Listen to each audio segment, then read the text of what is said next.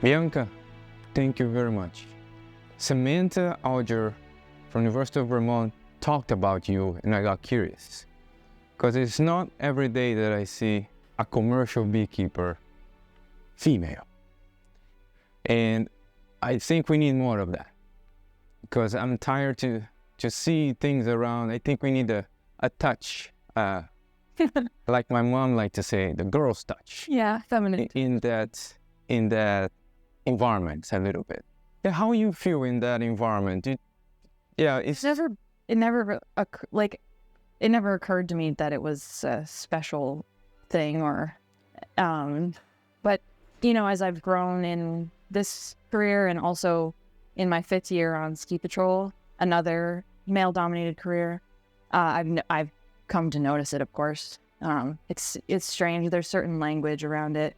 It is less, and I'm guilty of that myself, I can tell you that. Normally I tell the commercial guys. The reason why is everywhere I go, I only talk with guys. There is no many, and I was wondering why. Do you have any idea why? I don't know why. There's definitely women out. There's plenty. Yeah. And I'm not sure why it's not super common. I think as time goes on, you're seeing more women in all of the male-dominated fields. Yeah. Maybe we feel more empowered that way. Because I don't think it's a physical thing or anything like that. No, Yeah. The way that Adam, my partner, and I keep bees, everything works out great for us. We use a trailer and a hand truck, and Yeah. we move bees that way. But today we were moving bees with Mike and lifting them onto the truck, and I have no problem with that. Yeah. I think my body has changed over time because I dedicated myself to it. I worked really hard on building more muscle and more mass. Essentially, my fingers have changed. Everything's changed just because of my obsession. But I'm sure you have a lot of fun with the bees, right? oh yeah, I love them. Tell me about your operation, how you start that, a little bit about... So I had bees before I joined the business with Adam, and I started working with Adam. Well, I'll start from the beginning, I guess. I was a hobbyist, and then met Mike and ended up coming here, volunteering here, and then working for him in 2018. So I met Adam when I started working here because he had started 1 year before me. And 2 years ago, I became an official business owner with Adam. But it was about 4 years ago when I started working for Vermont Bees, which is the name of our business. Vermont Bees. Yep. Okay. Vermont Bees LLC. So he started it in 2015. It is in Milton, Westford, in Georgia, Vermont. It's in the Champlain Valley. It's a beautiful bee area. And he's very good with maps. So he's made it and worked with it to this place where it's a contiguous area. So our mating area is right in the center. And we're currently actually moving bees around and working on our mating area more, kind of drone saturation. I'm in the EPIC program with Robin and Kate. So all of my learning from that program combined with his love for maps and our work together has made this really neat little mating area that we're excited to run this year. And I've been making queens for 3 years now for us. And we've got about 300 colonies. Okay. So we ran 150 in production last year, and we had a decent loss this year, which really sucked. Yeah.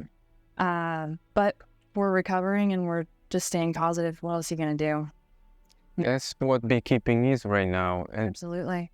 I'm curious to know, so about your operation a little bit more. Is a queen production focus or honey production? Tell me about it. Because of our time with Mike, our love for him, in his way, we do things very similarly to him. Okay. And it's easier because we work together. So we've learned these methods and ways to even just, hold the tool, work together, lift things up. Yeah. That applying that to our operation just makes it's so easy. It's so functional, fluid. we don't, so we make some changes when we decide that it works better for our territory or whatever, but a lot of the stuff we do, so we rear queens, we produce honey. We made of 15 to 16,000 pounds last year. Okay. So we make a decent chunk of honey, and then I'm gonna raise like about 400 queens this year. It's not a lot yet, and we're just slowly growing. We take things in stride. Yeah. It's a lot of fun. It's so fun. It's a lot of fun. It's you and your partner. And his father, Bruce. Okay. Yep. The three of you The three. taking care of 300 and something colonies. Yeah. In Vermont, beautiful Vermont. And then working part-time for Mike. So this year, we're down to 3 days. Last year, we did 4 days for Mike. Okay. So we're like slowly, stepping away. Stepping away a little bit, and soon enough, you're going to be 500 with your own operation full time. Yeah. I don't know if we'll ever stop working for Mike. Yeah. We love working here. Yeah. Like, definitely one of the best parts of my life.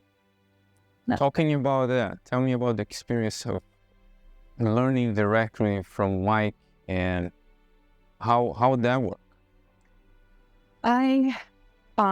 For me, I volunteered for Mike for a few months, and I was living in the Adirondacks at the time, which is where I originally had bees. I still have bees there.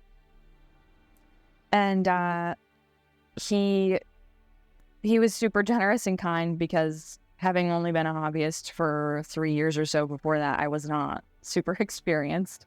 But I'm hardworking and caring and easygoing, so we just became friends, and I actually applied to work some big commercial. What is it called? It'll come to me. But I applied to work there, and I called Mike because they had accepted me, and I was like, "What do you think about this? I'm thinking about going and working, and it's migratory from Michigan to Florida." Okay. He was like, "Come work for me instead." Okay. I didn't think I had a chance working for Mike. Everyone here is just so professional, and they had been working here for so long.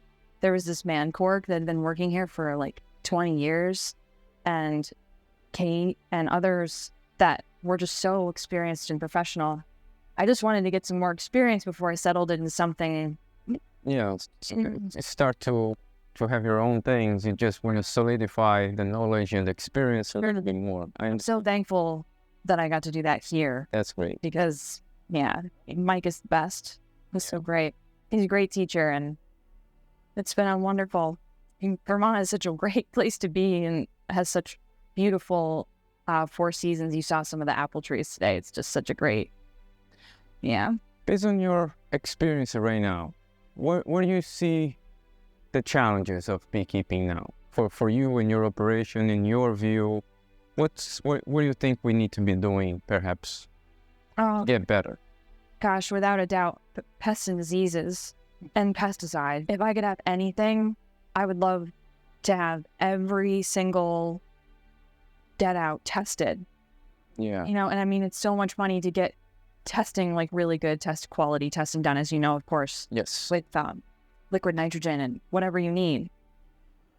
But if I knew what was causing the majority of the deaths, like the exact thing, of course it's Varroa mites, of course. But what disease is it exactly that causes the majority this year or in this yard? I feel like if I knew that somehow.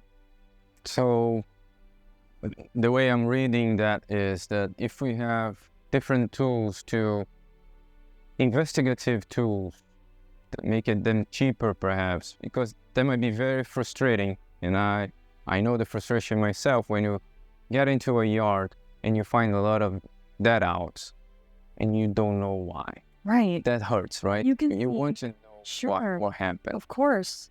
Yeah. And I mean, with experience, you can see and read the dead out, and you can see that it was mites. You look at the bottom board, it's covered with mites, and the pattern is that way, and the bees that you pick out are flat abdomen and they have the tongue. But what disease was it? Is it just a deformed wing virus, or is it multiple viruses, or is it, combination interaction that is systemic? Yeah. I don't know. I mean, a lot of this is, maybe it's a combination of everything, but if we could know that. And then something else that would be really cool is just having an easy varroa mite test. Yeah, it takes a lot of time. Like a litmus test or something. Yeah. It sounds ridiculous, but how cool would that be if you could just put a strip in and know? It would help everybody, people with less experience. Yeah. Interesting. Yeah. To know more information, it would be better. I think so. Yeah. Yeah. It's easier to know. It's hard to want to know, but then once you do, you can take action, and that's really important. Cool. I'm very glad to meet you. And I definitely gonna follow up this. Maybe stop by and visit you and see your operation. We can talk about to show it to you more about the honey you sell. Because I'm sure you also, when you learn from someone, you start to do little tweaks yourself to adapt to your style, and you start to develop your own style. And I'm gonna follow up on that. I want to know your secrets in the near future. Yeah, I love that kind of stuff. Just like tweaking, the operation plans. Oh, so fun.